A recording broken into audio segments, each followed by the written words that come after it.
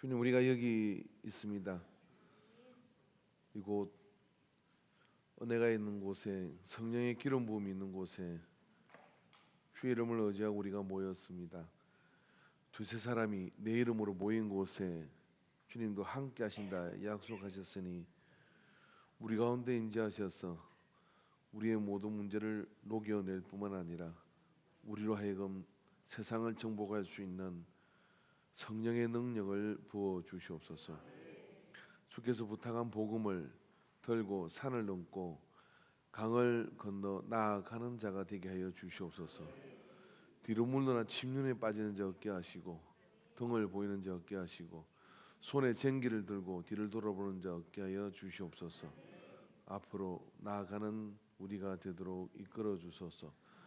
이 시간 찬양을 통해 우리가 우리의 마음을 고백하며 올려드리며 다짐했습니다. 찬양의 고백 가운데 임한 성령의 음성을 세미하게 놓치지 않고 듣는 자가 되게 하여 주시옵시고 다시 말씀 앞으로 나갑니다. 우리를 지혜롭게 하여 주옵소서. 예수님의 이름으로 기도합니다. 아멘. 하나님 말씀 같이 보겠습니다. 같이 볼 말씀은 마태복음 2장 1절부터 12절 말씀입니다.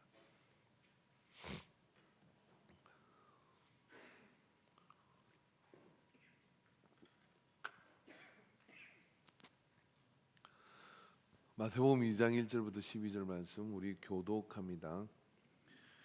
헤롯 왕 때 예수께서 유대 베들레헴에서 나심에 동방으로부터 박사들이 예루살렘에 이르러 말하되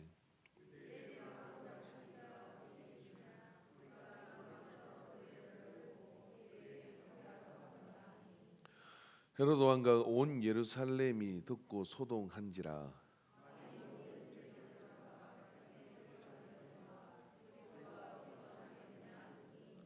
이르되 유대 베들레헴이오니 이는 선지자로 이렇게 기록된 바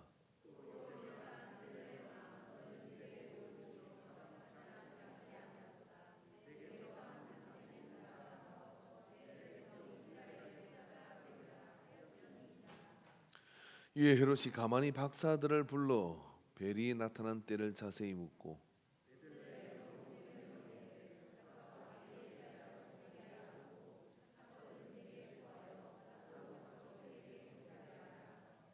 박사들이 왕의 말을 듣고 갈새 동방에서 보던 그 벨이 문득 앞서 인도하여 가다가 악이 있는 곳에 위에 머물러 서 있는지라.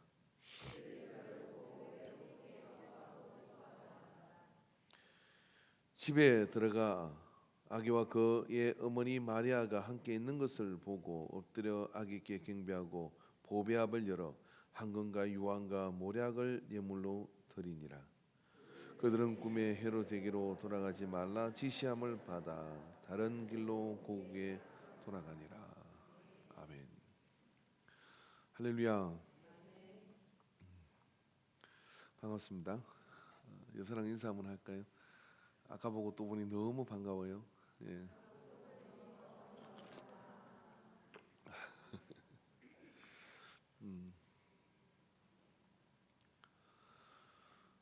동방의 박사들은 몇 명일까요?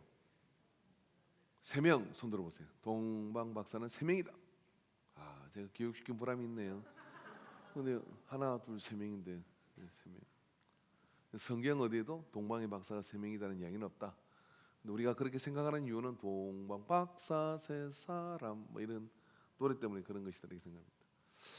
성경에 이 동방의 박사들은 누군가, 어디서 온 사람들인가 하는 그런 질문들을 시간이 남고 또 여유가 있는 사람들은 계속 토론을 하고 질문을 합니다.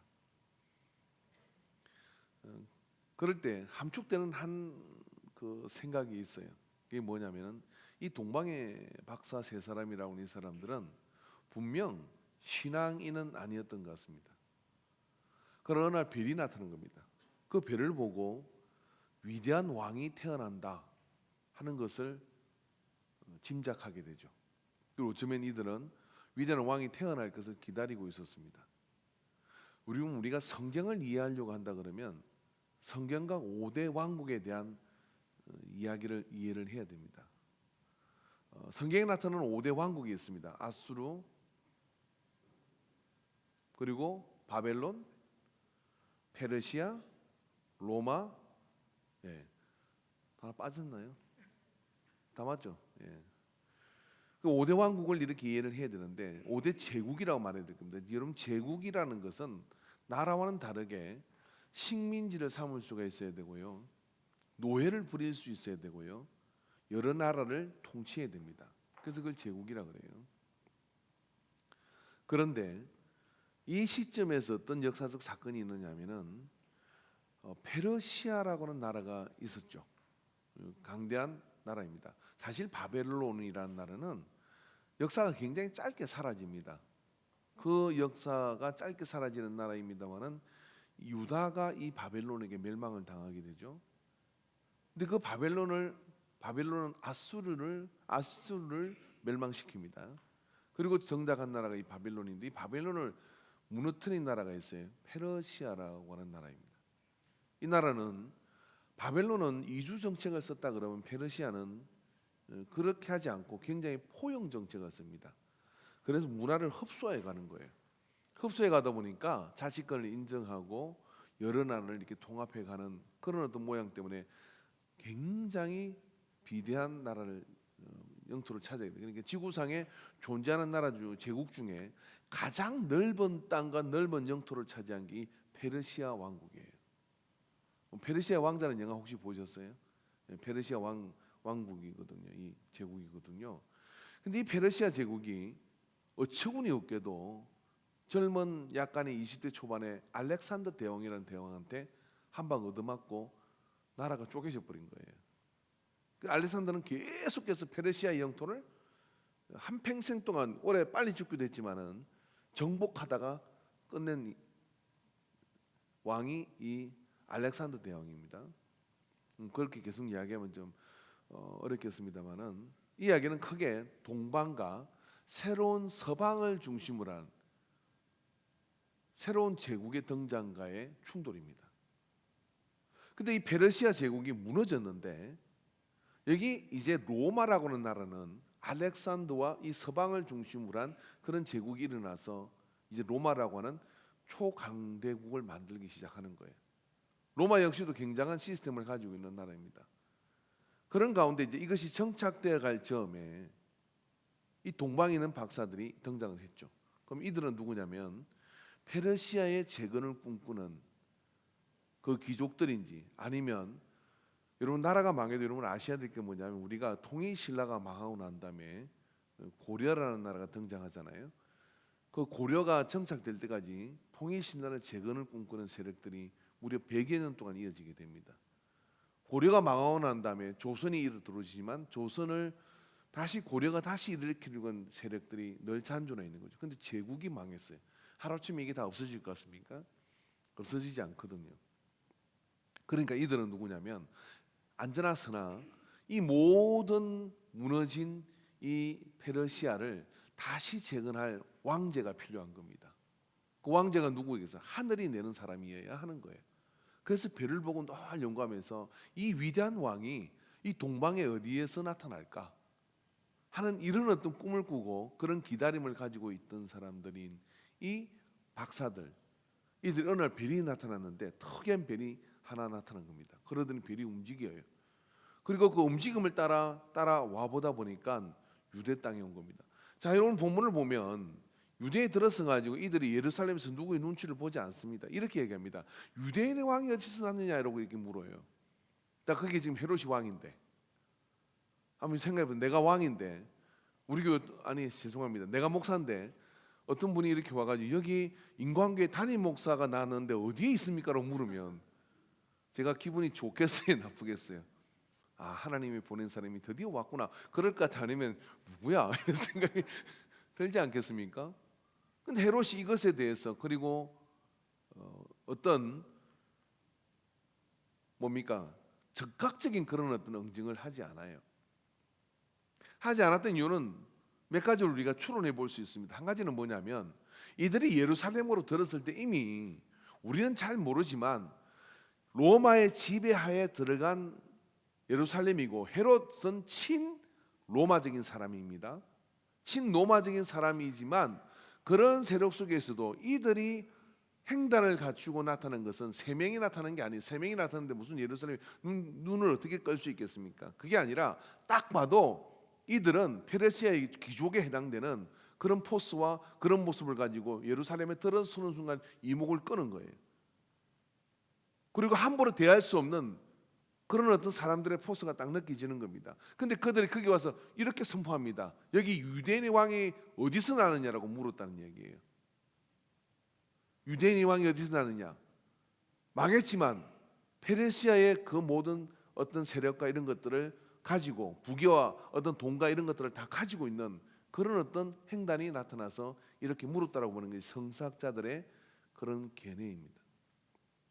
그리고 그들은 이렇게 얘기하죠. 그때서 비로소 헤롯이 유대인의 왕이 어디서 사는지 알아보라고 얘기를 합니다. 알아보라고 얘기했더니 당장 알아옵니다. 유대 땅 베들레헴에서 태어납니다 라고 이야기하고 그 유대 땅 베들레헴을 향해서 박사들은 떠나요. 그리고 벨이 앞장서서 가더니 마구간 위에 그 벨이 섰다는 거예요. 그리고 그곳에서 마구간에 누워있는 아기를 보고 이들은 이미 마구간도 보이지 않고 베들레헴이 작은 땅이라는 것도 개념이 없어요. 그런 것도 생각을 신경 쓰지 않습니다. 뭐냐면 이들은 위대한 대왕을 기다리는 그 마음을 가지고 왔기 때문에 자기들이 가져온 황금과 유황과 모략을 그 앞에 드리고 경배를 올려 드린 것이죠. 그리고 돌아갈 때 하나님의 음성을 듣습니다. 헤롯에게로 가지 마라. 어쩌면 이들은 하나님의 존재를 느끼고 온 사람들이 아니에요.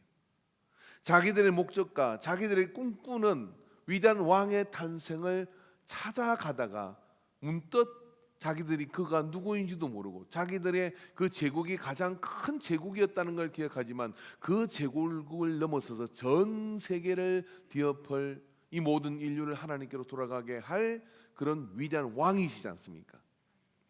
그러니까 이들이 생각하는 것보다 훨씬 더 초월하는 그 왕이신 예수님 앞에 보배를 드리는 영광의 자리로 나갔던 것이죠. 참 드라마틱한 그리고 또 아이러니한 일이 여기서 벌어져요. 왜냐하면은 유대에 있는 사람들은 예수가 베들레헴에서 태어난다는 것도 알고 유대에 있는 사람들은 하나님의 말씀을 듣는 자들이고 유대에 있는 사람들은 메시아를 기다리는 사람들인데 그들은 깡그리 왕따당했습니다.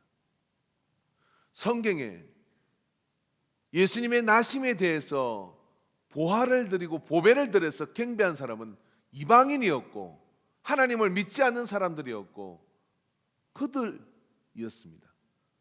그리고 예수님 만나고 난 다음에 하나님의 음성을 듣는 사람이 되어진 것이죠. 저는요 무엇을 이야기하고 싶으냐면은 예수님은 우리가 아는 세계, 역사와 철학과 과학과 제가 어떤 사람 만났는데 코칭을 하는 사람인데 예수를 안 믿는 사람인데 이 성경을 봤나 봐요. 예수님은 코칭의 대가입니다 라고 얘기를 해요. 왜냐? 예수님은 항상 질문을 받으면 질문을 해요. 가이사에게 세금을 바치는 게 맞습니까? 틀립니까? 동전을 보여봐라. 누구의 얼굴이 있느냐? 가이사의 얼굴이 있느니라. 가이사의 것은 가이사에게, 하나님의 것은 하나님에게. 이렇게 명확한 질문을 해서 네가 대답을 해봐. 누구든지 죄 없는 자 돌로 치라. 이 여자를 죽여야 됩니까? 살아야 됩니까? 누구든지 죄 없는 자 돌로 치라. 너는 죄가 있느냐? 이 코칭 기법이거든요. 그 사람들은 코칭을 통해서 야, 주님은 대가이구나. 지도력을 이야기하는 사람들은 간디 같은 사람은 예수님이 정말 모든 일의 시들에게 최고의 선생이래요. 저는 100% 동의합니다. 과학을 연구하는 사람들은 또 다른 부분에서 이야기합니다. 그러니까 이런 것이죠. 여러분 인류가 여기 있다면 인류의 모든 어떤 그런 세계가 있습니다. 과학계 무슨 계 많은 세계가 있어요. 근데 거기에 내가 선한 마음을 가지고 가다 보면 교차되는 점이 있는데 그게 뭐냐면 예수님이세요. 오늘 이 동방의 박사들은 제국의 재건을 위해서 왕을 기다리는 마음으로 갔지만 거기서 예수님을 경배하는 영광을 얻게 됐습니다. 자, 그렇다면 그런 사람들도 예수님을 경배할 수 있었다면 예수님 안에 있다고 이야기하고 예수님을 믿는다고 이야기하는 사람들은 더더욱 예수님을 더 잘 발견할 수 있는 것이죠. 근데 그렇지 않은 경우가 너무 많다는 거예요. 우리 이야기를 한번 해봅시다. 우리는 교회 안에 있어요. 예배 안에 있어요. 늘 이렇게 그냥 하는 사람이 있는가 하면 어느 날 예배당을 들어오기도 겁나고 늘 내가 죄인이라는 생각으로 그런 마음을 가지고 있던 사람이 어느 날 교회 수료하러 왔어요. 수료하러 어릴 때 주일학교 갔던 기억도 나는데 그리고 예배당에 앉아서 이게 함부로 이렇게 신발을 신어야 됩니까? 벗어야 됩니까? 이렇게 물어요 저한테. 신고 들어오세요. 신어도 되나요? 그리고 들어와서 이렇게 두리번거리다가 잠깐 인생에 대한 어떤 생각을 하면서 눈을 감았는데 철수야 하고 하나님의 음성을 불러주셨어요. 우리는 매 한 시간씩 예배 드리고 찬양도 하고 막 난리 하나님 음성 안 들려. 철수야 하고 이렇게 불러주신 거예요. 일하러 왔는데 배가 아파요 안 아파요? 아파요 안 아파요? 이 동방에 있는 이 예루살렘에 있는 이 사람들은 역사가 되짚어 보면 참 불쌍한 사람들이에요. 성지에 살고 특히 베들레헴에 살면서 방도 안 내준 사람들. 이 사람들 예루살렘에서 성경을 연구하는 사람들 몽땅 다 2000년 전에 예수님 오실 때 비껴진 사람들이에요. 그 정점에 있었지만 그것을 비껴간 사람들이죠. 그래서 보니까 이런 거더라고요. 우리가 조금만 관심을 가지고 우리가 조금만 마음을 모으면 항상 예수 그리스도는 우리가 모든 길에 로마로 통한다는 것처럼 우리 인생의 모든 길은요 예수 그리스도에게로 통하게 되어 있습니다. 그런 거죠. 줘도 못 먹나 이런 거예요. 자기 나라에 있었어요. 그곳에 있었습니다. 그러나 헤롯은 내 자리를 지키려고 예수를 죽이려고 합니다. 제사장 가야바는 그가 예수님이시라는 것에 관심이 없습니다. 내가 이 제사장권에 위협이 되는 사람들을 동요하는 그 예수가 없어지기만을 바랍니다. 다 자기의 욕심들이 있기 때문에 어떻게 하냐면 예수를 만나지 못한 거예요. 그러나 먼 곳에선 이 동방박사들은 이방인이요 그리고 하나님에 대해서 잘 모르는 사람들이요 그럼에도 불구하고 어떻습니까? 예수님은 왕이신 게 맞고 제사장이신 게 맞고 구원자이신 게 맞고 그런 역할을 하는데 왕이신 예수 그리스도의 왕을 찾는 기준으로 볼 때 그가 대왕이었던 겁니다. 왕중왕이었던 거예요. 그래서 그 앞에 경배를 드렸던 거거든요. 그러니까 여러분 예수님은 어떤 분이냐면 찾기 없는 숨바꼭질하는 가운데 있는 예수님이 아니라 어디서 봐도 다 보이는 예수님이시다 이 말이에요.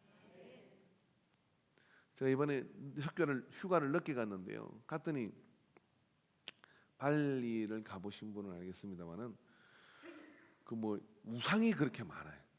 그 뭐 여러 가지 힌두 우상들이 많은데 이름 모르겠는데 뭐 독수리를 타고 있는 우상이 하나 있어요. 근데 높이가 120m인가 되는 발리의 산 위에 있어요. 그게 뭐 발리 어디 섬으로 갔다 오는데 섬이 꽤 멀리 가더라고. 멀리 갔다가 그 항구를 이렇게 들어서 한참 보는데 그건 보이더라고. 이게 어디 가도 그게 보여. 요리 가도 보이고 저리 가도 보이고 다 눈을 감지 않은 사람 그게 항상 보여. 우상 덩어리가. 이걸 어떻게 무너지는데 주여 무너지게 주시옵소서 막. 근데 그건 잘 안 무너질 것 같아. 너무 튼튼하게 만들어놔가지고 하나님께 하시면 무너뜨릴 줄 믿습니다. 역설적으로 여러분 예수님은 어디에 가려 계시는 분이 아니라는 이야기예요. 어디 숨어 계시는 분이 아닙니다. 우리가 조금만 그를 느끼려고 여러분의 마음자리를 내놓고 우리가 내 문제가 어떤 문제가 있든지 간에 그 문제를 가지고 내가 예수님을 찾고자 하는 마음을 가진다 그러면 주님은 언제나 우리를 만나 주시는 분이십니다. 자기가 없습니다. 세상적으로 볼 땐 근세가 있는지 모르지만 진리와 메시아를 만나기에는 비껴나가 있는 이방인, 그러나 예수님 오시는 2000년 전 성탄절에는 그들이 예수님을 경배하는 주인공의 자리에 서 있었어요. 그래서 성경은 역설적으로 이렇게 얘기하는 겁니다. 모두가 다 보고 저 이방인도 먼 곳에서도 보이는 예수님의 탄생이 왜 너희들의 눈에는 보이지 않느냐, 이렇게 질문을 하는 것이죠. 진리가 또 하나님의 인자하심과 하나님의 능력이 먼 곳에서도 보이는데 바로 그 안에 있는 사람들은 그 진리와 하나님의 함께하심을 느끼지 못하는 경우가 너무나 슬프게도 존재하는 것이죠. 그래서 여러분, 오늘 우리가 우리 공동체 안에서 예수님을 늘 발견하시기를 바랍니다. 먼 곳에 있지 않아요. 자, 옆 사람 안마하면서 당신이 예수님입니다. 시작. 교만하지 마시고.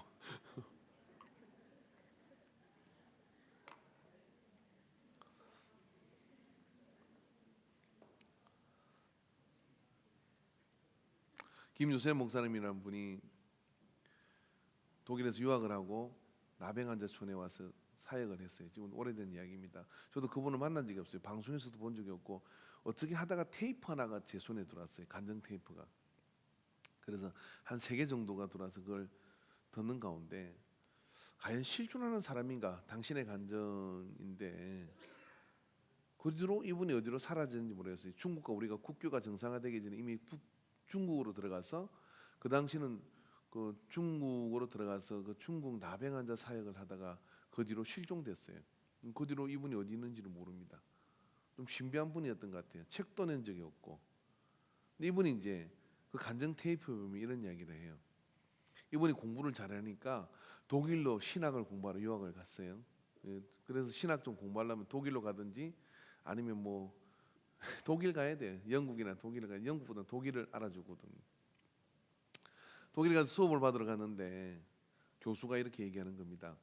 여기 혹시 하나님 살아 계신다고 믿는 사람 있습니까? 이렇게 물어요. 그랬더니 한국에서 온 이 김용세 목사님 손을 들었어요. 혼자. 어디서 왔냐고 이렇게 물으니까 한국에서 코리아에서 왔다 그러니까 그러더니 여기서 공부 좀 해보면 하나님이 살아계시지 않다는 걸 알게 됩니다. 이게 신학. 유학 갔던 사람 찾지 마세요. 기가 막힌 일이 벌어진 거죠. 자유주의 신학이 이제 물들은 겁니다. 여러분, 독일은 어떤 나라냐면요, 국가에서 정하는 목사 고시가 있어요. 우리는 월급도 안 주면서 목사 고시를 왜 보는지 몰라요. 국가에서 치는 목사 고시가 있어요. 그래서 목사 고시를 폐시하면 국가에서 월급을 줘요. 목사의 생계를 전혀 걱정할 게 없어. 그래서 적은 교회든 큰 교회든 목사가 뭐 가는가 하면 적은 교회를 더 좋아해. 할 일 없잖아. 월급은 똑같이 받아. 국가에서 주니까. 또 한 가지는 있어요. 국민들은 내가 세례 교인이 되고 예수 믿는 종교 안에 기독교인을 쓰면 월급에서 10분의 1, 11조를 원천 징수해 갑니다. 그러니까 믿음의 시험도 없어. 월급을 싹 떼서 10분의 1 가지고 그게 종교세 가져가서 국가에서 어떻게 하냐면 목회자들에게 목사고시를 폐지한 목사에게 월급을 줘요. 좋은 나라입니다. 나 진짜 그쪽 가고 싶은데 이게 안 돼가지고. 그리고 거기서 공부를 끝내는 내내 기도를 얼마나 했는지 몰라요. 그리고 이제 공부를 끝내고 이제 그 당시만 해도 독일 유학을 갔던 분이니까 얼마나 인테리하고 아는 실력이 많겠습니까? 그래서 이제 목회자 세미나를 한 거예요. 강사로. 독일에서 유학 갔던 분이니까. 그래가지고 강연을 했더니 설교를 다 듣고 난 다음에 더 뒤에 어떤 목사님 한 분이 만나서 오라 그러더래. 성질이 난 거예요. 그러더니 뭐라 했냐면 네가 하나님 만났냐? 예수님 만났냐? 자기가 대답을 못 하겠는 거예요. 공부는 많이 하고 왔는데. 그러니까 나는 예수님 못 만났지만 예수님을 믿는다. 그렇다면 거기 교회 가보라고 하면서 아무도 목회자 안 가는 교회를 뭐냐면 가보라고 한 거예요. 그러니까 이 목사님이 그럼 가지요 하고 그러니까 부임을 청빙을 받아들인 거예요. 그 교회에서 청빙한 게 아니라 그 청빙을 간다 어딘지도 모르고 간다고 하고 대답을 한 겁니다. 그리고 그분이 주소하고 줬길래 그걸 들고 짐 싸들고 그리고 독일 유학 갔던 분이 이제 그 교회를 간 거예요. 가서 이제 들어가는데 거기 어딘지도 모르고 들어가서 새벽 예배를 이제 그 다음날 새벽 예배 들었는데 새벽 예배 나오는데 사람들이 다 눈이 없거나 코가 문드러졌거나 그리고 손이 없거나 그래서 찬송을 하는데 이분들이 그 찬송을 말이죠 반주도 없는데 우리는 손실이다고 손뼉 안 치잖아요. 우리 찬송할 때 막 앞에서 이렇게 막 난리 치는데 손이 없는데요. 이 손목을 가지고 빼부딪히는 소리가 나는 거예요. 예? 주의 보혈 기가 막히더래요. 이게 멀쩡한 사람이 없는 거예요. 거기서 목회를 시작해요. 그래서 그렇게 하다가 어느 날 어떤 한 그 아주머니 한 분이 주일날 예배를 안 놓은 거예요. 신방을 가야 되잖아요. 그래서 혹시 뭐 아프나 어쩌나 뭐 계속 아픈 거니까 가서 보니까 이렇게 집에 방에 들어갔는데 누워 계시더래. 그래서 뭐 할 말이 없는 거죠. 나병으로 어느 날 갑자기 생활가 격리되고 가족으로부터 추방다시피 해서 이 나병환자처럼 왔는데 그래서 부엌에 나가서 뭐 먹을 게 있나 싶어서 보니까 죽을 좀 끓여서 방으로 가지고 들어간 겁니다. 그리고 죽을 떠먹여 주려고 하다가 내가 떠먹여 주는 이분이 지금 몸이 아픈 거지만 마음도 아픈 것이라는 생각이 들길래 이제 방에 불도 좀 어둡고 이러는데 죽을 떠서 자기가 먼저 한번 먹고 그 입에다가 누워 있는 아주머니 새댁이죠. 뭐 나이 몇 살인지 모르는데 입에다 넣었더니 한 번을 받아 먹더래요. 그래서 또 자기 한번 떠먹고 또 한번 떠먹이고 그렇게 세 번째 숟가락이 춤을 발라가면서 오라 가라 오라 가라 할 때 이 여자가 눈물이 주르르 흐르고 눈이 이렇게 눈물이 맺혔더래요. 근데 잠깐 창 쪽에 햇빛이 이렇게 들어와서 눈이 보석처럼 반짝거리는데 그 눈물 방울에 예수님이 이게 자기 평생에 예수님을 처음 봤대. 그 눈물방울에 예수님이 미친 거예요. 너무나 놀라고 기뻐가지고 그 길로 그 죽을 먹게 하고 그 길로 와가지고 독일에다 편지를 썼어요. 그 친구 하나가 있었는데 룸메이트인데 맨날 하나님 안 계신다고 토론하고 그리고 계신다고 토론하고 4년 내내 싸웠던 그 친구한테 편지를 했어요. 나는 여기서 예수님을 만났다. 그 친구는 목사고시를 패스해가지고 잘 있는데 덩치가 이렇게 좋은 친구, 독일 친구였대요. 그 길로 이 친구가 한 100명 모이는 교회를 졌고 지도 진짜 내가 4년 동안 너는 거짓말할 놈이 아닌데 진짜 예수님을 만났냐? 그리고 짐 싸들고 거리로 날라온 거야. 어디로? 나베가드천으로 날라와가지고 거기서 이제 나도 여기서 네가 만난 예수님 만나고 싶다. 그리고 이제 거기서부터 에피소드가 벌어지지 하는 게 옛날 화장실이 그렇잖아요. 우리는 참 불과 50년 전만 해도 우리는 짝대기 2개 걸쳐놓고 이렇게 아슬아슬한 위치에서 이렇게 볼일을 봤습니다. 냄새를 다 맡으면서 좀 있으면 지가 한 마리 휙 지나가요. 나는 어릴 때 우리 화장실 보다가 기절하면서 진짜 뭐 지가 이딴 많은 지가 이렇게 지나가는데 이런 불과 50년 전이에요 이게. 그리고 뭐 바람은 솔솔 들어오고 그 으라차차 잘못하면 그 빠지는 수가 있어요, 그죠? 그럼 발을 얼른 벌려야 돼 팔을. 그래 걸치는 거 이게 잘해야 돼 이거. 덩치가 좋으니까 막 똥꼬이 빠지는 거야. 나무가 사가지고 그렇게 그곳에서 우여곡절을 겪다가 그 친구가 어느 날 예수님을 만났어요. 짐 싸들고 독일로 돌아갔대요. 여러분 우리가 흉한 신학을 하고, 그럼 우리의 생활 속에 우리가 예수님을 만나지 못한다면 목사도 틀려먹은 거고, 예수님 만나지 못한다 그러면 이게 무슨 의미가 있는 것입니까? 근데 말입니다, 그 예수님은 숨겨진 분이 아니라 내가 만나려고 주님이 허락한 그 길을 가다 보면 그 속에서 예수님 만나는 겁니다. 우리는 동방박사들을 부러워해야 돼요. 먼 길의 여정을 자기의 목적을 따라갔지만, 그러나 그곳에서 예수님께 경배를 올려드렸잖아요. 주님이 우리에게 허락한 사역, 허락한 그 길을 우리가 나가는 동안에 주님을 만나는 간격이 없다면 언제든지 쓰러질 수 있고 언제든지 바람에 날려갈 수 있습니다. 저는 개척을 하고 교회를 이렇게 한 번씩 이러면 집사람하고 이렇게 저녁이 되면, 주일 저녁이 되면 똑같은 말을 할 때가 있었어요.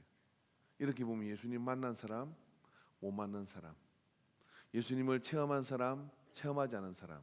여러분, 체험하지 않은 사람도 교회 나와서 예배를 신나게 들죠. 음악이 좋아서 신날 수가 있고, 분위기가 좋아서 신날 수가 있고, 인맥관계를 만나서 신날 수가 있어요. 근데 바람이 훅 불면 다 날려갈 것 같은 거예요. 그걸 어떻게 비율을 맞춰 붙듭니까? 아니면 뭐 즐겁게 해주는 것도, 제가 코미디언도 아니고 어떻게 해주겠어요? 한 가지 일밖에 없더라고요. 예수님을 그 여인의 눈물 가운데서 만나든지 어찌든지 예수님 만나야 돼요. 근데 예수님 만나는 것은 무슨 룰이 없어요. 내가 사모하면 그분이 나를 만나 주시기도 하지만, 또 이런 동방박사도 만나는데 내가 못 만나는 것도 기가 막힌 일이 아니냐고요. 혹시 이 가운데 이런 손 들지 말고, 제가 시험 되니까 아직 내가 예수님을 못 만났다, 인격수가 못 만났다 그러면 속으로 가슴을 쥐어 짜야 됩니다. 쥐어 뜯어야 돼요. 머리를 뜯지 마시고 훨씬하니까 가슴을 쥐어 뜯으면서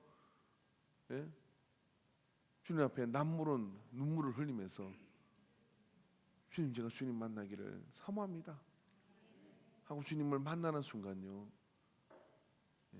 거기서부터 우리는 전혀 새로운 그런 관계의 역사들을 이루어가게 될 줄로 믿습니다.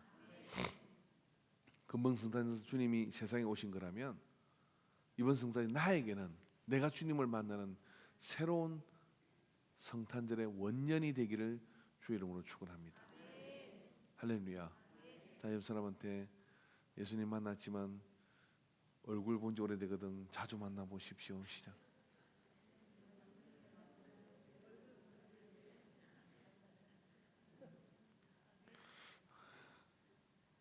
사랑 좀, 아까 그 사랑 좋대요. 뭐지 아까 기억이 안 나네. 중간에 찬양 하나 있던데, 우리가 잘 부른 찬양인데 약간 바뀐 거 있더만, 그죠? 이거 했던 거 뭐 예수. 우리 찬양 한번 합시다. 8분 남았는데요, 8분 동안 기도원 만들어 봅시다. 옆에 좀 부담스러운 사람 앉았거든. 좀 뛰어 앉으세요. 오늘은 내 기도를 들으면 좀 이 사람이 시험 들겠다 싶으면 좀 뛰어 앉으세요. 예수 안에 있는 나에게 이거 하겠습니다. 해나 힘내라.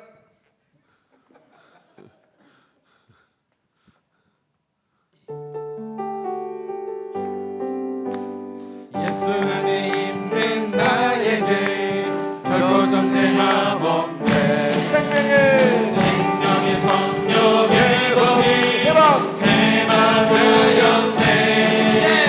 예수 안에 있는 나에게 결코 존재함없네. 생명의 성령의 법이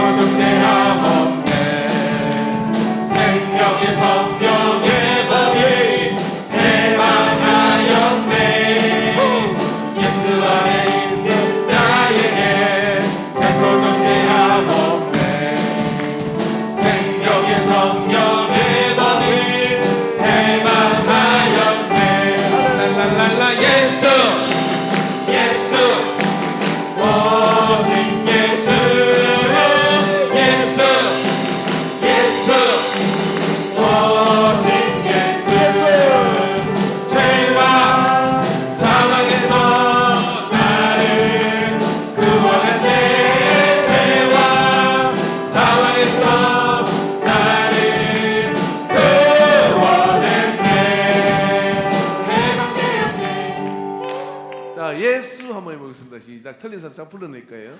저는 매주 오후에마다 풀어내기 너무 즐거워. 시작. 예수 예수 오직 예수 예수 예수 오직 예수 예수 예수 오직 예수 예수 예수 오직 한 번 더 예수 예수 예수 오직 예수 예수 예수 오직 예수 죄와 사망에서 나를 구하는데 죄와 사망에서 나를 구원했네 해방되었네 해방되었네 죄와 사망의 법에서 해방되었네 해방되었네 죄와 사망의 법에서 아멘. 아멘. 예, 완벽하게 잘하셨어요. 할렐루야. 틀린 분이 한 분도 없었어요. 우리 한번 주여 삼창을 기도하겠는데 우리 찬양팀은 이 찬양 한 번 더 해주십시오. 이 찬양 끝날 때까지 우리가 찬양하는데 우리가 하나님 앞에 주님 만나게 해 주시옵소서. 예수님의 근세를 회복하게 하여 주옵소서. 주여 삼창을 기도합니다. 주여 주여